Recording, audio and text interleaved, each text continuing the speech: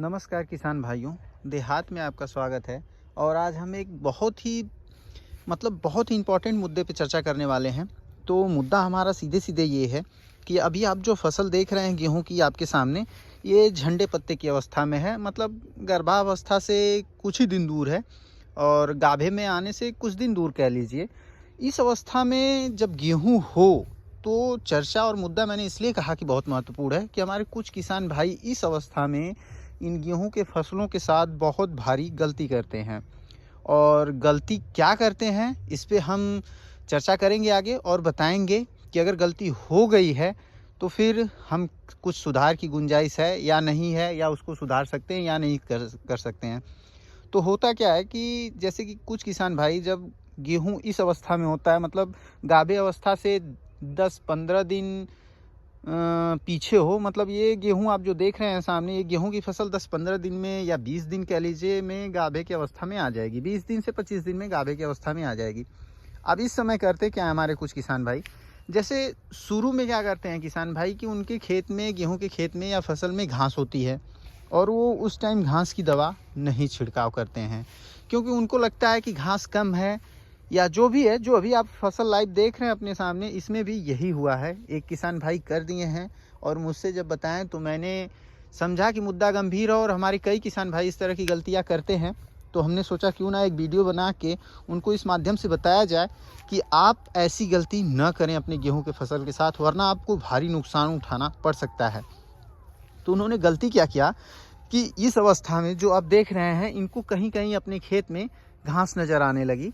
अभी फ़िलहाल आप कमेंट कर सकते हैं, क्योंकि हमको भी कहीं इतनी ज़्यादा इनके खेत में घास दिख नहीं रही है। लेकिन आप देखेंगे तो मैं पास से दिखाऊं तो हल्की घास है और हाँ कुछ जगह है घास, लेकिन देखिए वो पूरा गेहूं से दबा हुआ है। तो इस अवस्था में दवा छिड़काव करने की कोई ज़रूरत नहीं है। आप घास अगर आपको लगे भी कि नहीं ज़्यादा हो गई है, एक साइड बता रहे हैं ये कि खेत में इनके दूसरी साइड घास ज़्यादा है, तो अगर आपको लगे भी कि हमारे खेत में घास ज़्यादा हो गई, तब भी कह रहा हूँ, आपको ये लगे कि वो घास मेरी फसल को बर्बाद कर देगी जिधर है, तब भी उस स्थिति में भी आप कतई भी घास की दवा इस पर ना छिड़काव करें। अब क्यों न छिड़काव करें भाई, इतनी भयानक स्थिति है कि वो घास मेरी फसल को नुकसान कर सकती है, फिर भी हम उसमें दवा क्यों न छिड़काव करें। तो मैं बता दूं कि आप दवा इसलिए ना छिड़काव करें कि जब झंडे पत्ते की अवस्था में गेहूं की फसल होती है और उस समय आप दवा का छिड़काव अगर कर देते हैं, घास की दवा का खास करके अगर छिड़काव आप कर देते हैं, तो आपकी फसल नष्ट हो सकती है। पूरी तरह से नष्ट होने का मतलब ये नहीं कि आपकी फसल सूख जाएगी। दिक्कत ये होगा कि जब उसमें से बालियाँ निकलेंगी, तो आप जैसा कि इसमें देख सकते हैं, मैंने उसका फ़ोटो भी डाला है, जब उसमें बालियाँ निकलेंगी तो बालियाँ टेढ़ी निकल सकती हैं, कमज़ोर निकल सकती हैं, कुपोषित निकल सकती हैं, और आपको लगेगा कि आपकी फसल काफ़ी कुपोषित है। वो बालियाँ टेढ़ी निकलेंगी, सीधी बालियाँ निकलेंगी ही नहीं, दाने में भराव उतना अच्छा नहीं होगा, ना मोटी बालियाँ होंगी।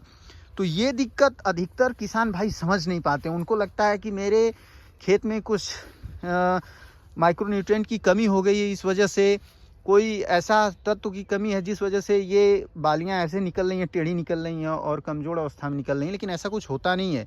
ये गलती हमारे किसान भाइयों की होती है कि इन्होंने गलती तो कर दी है। अब देखते हैं कि क्या होता है। और अगर इसके सुधार के बारे में मैं बात करूं कि इसके बाद कोई गुंजाइश है, तो लगभग आप ना ही समझिए कि ऐसी कोई गुंजाइश नहीं है कि आप इसको फिर सुधार सकते हैं। और हाँ, मैं यही कहूँगा कि अगर आपको कुछ फील हो अभी कि मेरी फसल में कुछ माइक्रोन्यूट्रिएंट की कमी है, तो आप उसको दे सकते हैं। अगर आपने दवा मार दी है तो आप उसको ज़रूर दीजिए, उसको पूरा कीजिए।